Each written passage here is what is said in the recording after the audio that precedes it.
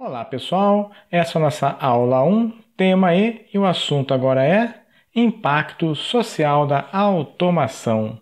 Qual será que é o impacto? Muito grande, pequeno, razoável, é só momentâneo, dura muito tempo, é uma coisa recente, uma coisa antiga? Vamos dar uma olhadinha nisso tudo. Vamos começar com essa pintura, ela representa um momento histórico que aconteceu ali entre 1811 e 1816. Alguém sabe do que se trata? Tem um monte de gente invadindo um local onde tem um tear. Novamente temos um tear na história.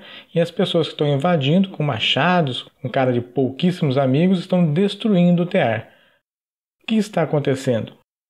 Então aconteceu um movimento nessa época chamado ludismo. Houve a introdução dos teares automáticos. Isso fez com que os artesãos especializados ficassem obsoletos de uma hora para outra. Por quê? Porque esse tear era facilmente operado por uma única pessoa com pouco treinamento. Então o que aconteceu? Começaram a contratar mulheres e crianças para fazer o serviço, e isso fez com que o salário diminuísse bastante, praticamente para metade de acordo com os livros de história. Isso sem contar na jornada de trabalho muito longa.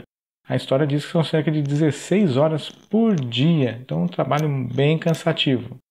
Isso causou uma revolta muito grande que foi comandada pelo general Ned Ludd. Então o ludismo vem do nome dele, Ludd.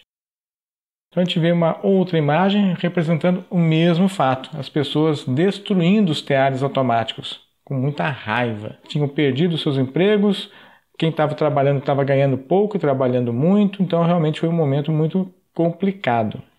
Alguns historiadores dizem que nessa época começou o que a gente chama hoje de tecnofobia, ou seja, a tecnologia causa um espanto, assusta, gera medo, gera pavor. Isso a gente vê se repetindo na história futuramente. Então as máquinas, além de estarem roubando os empregos, contribuíam para a redução salarial do trabalhador. Então elas eram vistas como coisas que deviam ser destruídas. Existe uma carta acreditada a esse general Ludd a um proprietário fabril que foi escrita em março de 1812. Não se sabe realmente se a pessoa existiu ou não, se foi uma criação dos grupos que ficaram revoltados, mas o fato é que a carta existe. Eu vou ler esse trecho para vocês. Possuímos informações de que você é um dos proprietários destes detestáveis teares mecânicos, e meus homens me encarregaram de escrever-lhe fazendo uma advertência para que você se desfaça deles. Atente para que, se eles não forem despachados até o final da próxima semana, enviarei um dos meus tenentes com uns 300 homens para destruí-los. Além disso, tome nota de que, se você nos causar problemas, aumentaremos o seu infortúnio, queimando o seu edifício, reduzindo-o a cinzas. Se você tiver o atrevimento de disparar contra os meus homens, eles têm ordem de assassiná-lo e de queimar a sua casa. Assim, você terá a bondade de informar aos seus vizinhos de que esperem o mesmo destino se os seus tricotadores não forem rapidamente desativados. Ou seja, a situação não era brincadeira, não. Isso é uma coisa dos livros de história, a gente não vê esse tipo de coisa mais acontecendo. Ou vê. Essa imagem lembra alguma coisa? Tem poucos anos aqui no Brasil, como se vê pelas bandeiras. Lembram o que foi isso? A revolta dos motoristas de táxi contra o Uber. Ou seja, o pessoal ficou revoltado que era uma tecnologia nova entrando no sistema.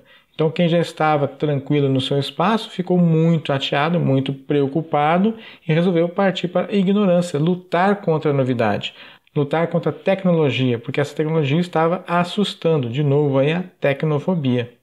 Olha só que coisa interessante. Passaram-se muitas décadas e o ser humano continua exatamente o mesmo. Muito bem, esse filme do Charlie Chaplin é um clássico, né? Tempos modernos, e principalmente quando se fala em impacto social. Então eu convido vocês agora a assistir 2 trechinhos que eu selecionei desse filme. Vamos ao primeiro.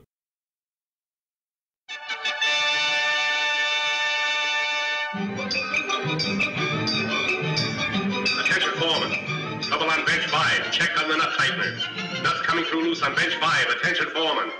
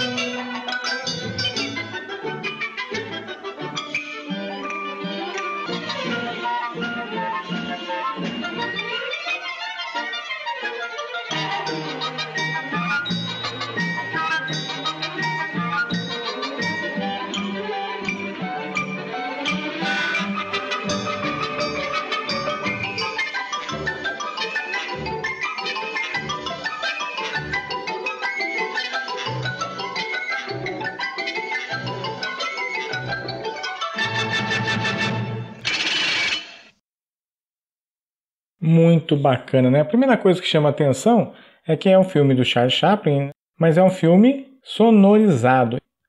Ele lutou um pouco contra essa nova tecnologia, mas acabou adotando isso. Se não me engano, é o primeiro filme sonorizado dele, e no finalzinho aparece pela primeira vez a voz do Carlitos, quando ele canta no finalzinho do filme. O que mais? A qualidade da imagem que foi restaurada está muito boa, né? Isso é muito bacana.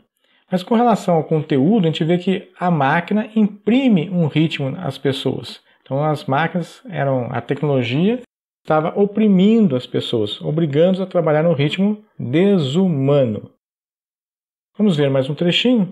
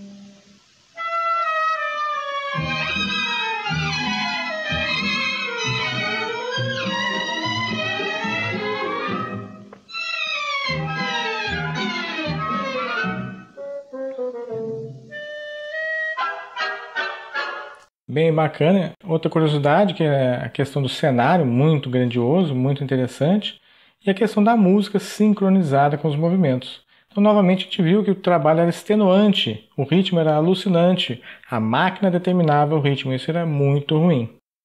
Como eu comentei, esse filme é um clássico e aborda algumas coisas.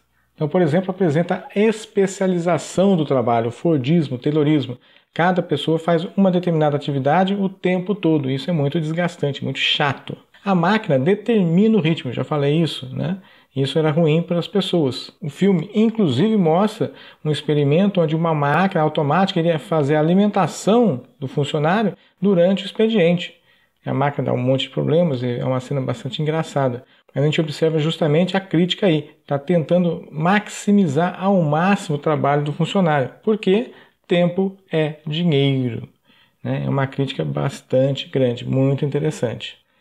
E havia também a preocupação com o desemprego que as máquinas estavam causando. Então a gente observa que em vários momentos da história a questão das máquinas tirarem empregos está presente. A gente viu isso então com os teares automáticos sendo introduzidos em 1812, Vimos aí nesse filme de 36 o Carlitos com problemas com as máquinas. A gente viu o Uber tomando o espaço dos motoristas de táxi recentemente aqui no Brasil. E assim vem acontecendo muitas vezes.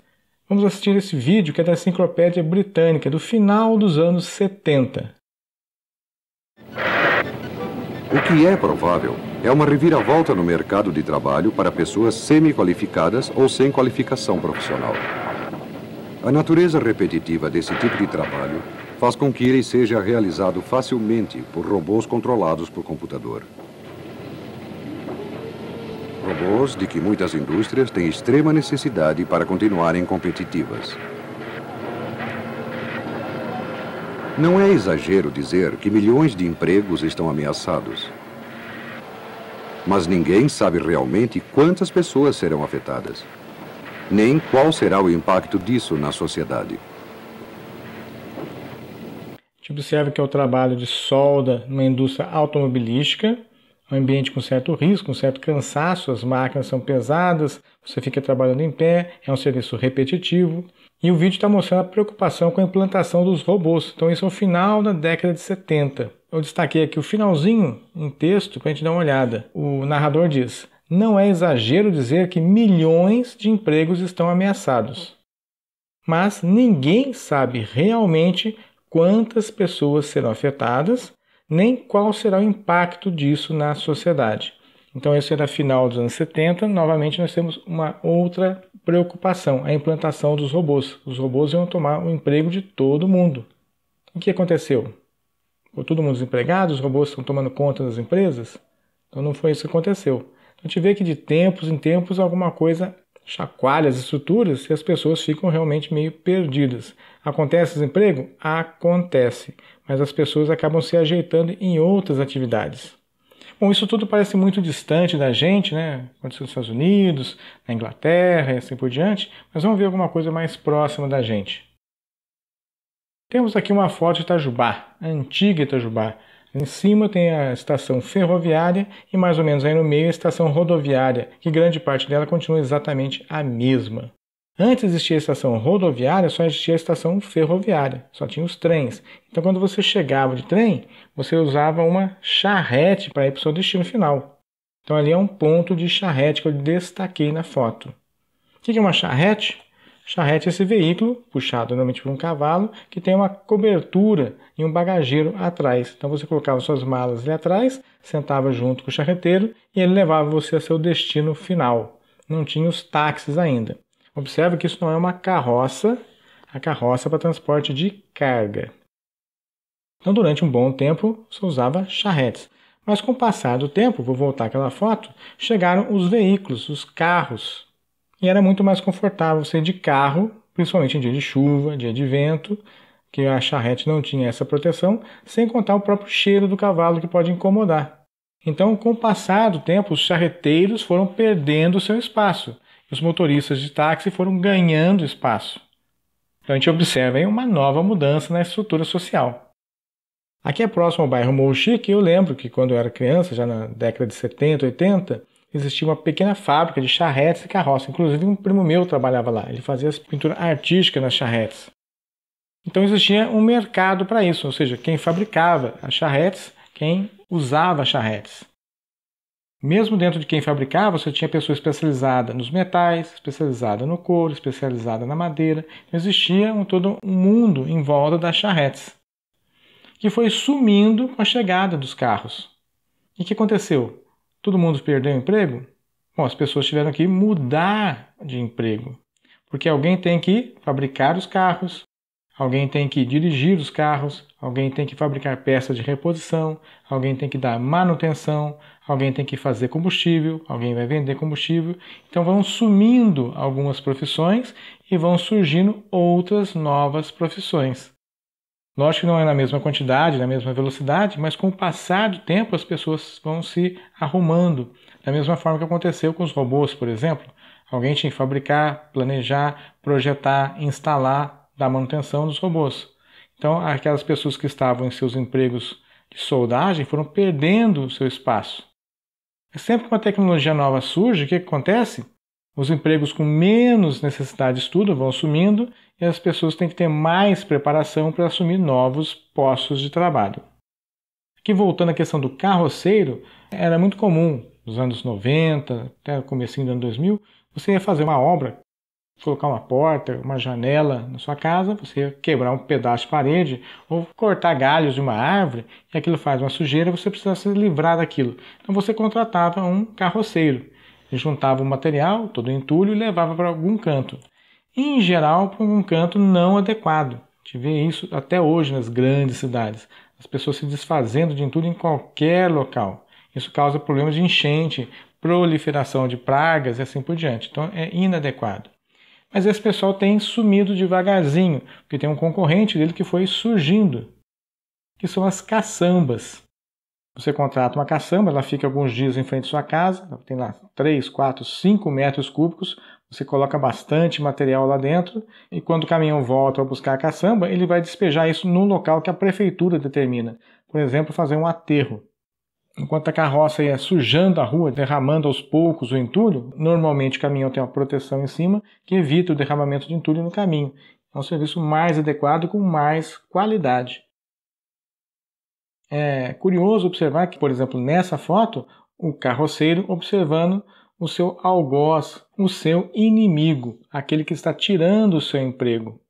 Então todo o mercado que existia na preparação de cavalos, de carroça, pneus, molas, isso está sumindo devagarzinho e as caçambas para entulho está crescendo, porque alguém vai fabricar caminhão, dirigir caminhão, produzir peças de reposição, produzir as caçambas e assim por diante. Então empregos vão sumindo, empregos vão surgindo, normalmente necessitando de mais preparo.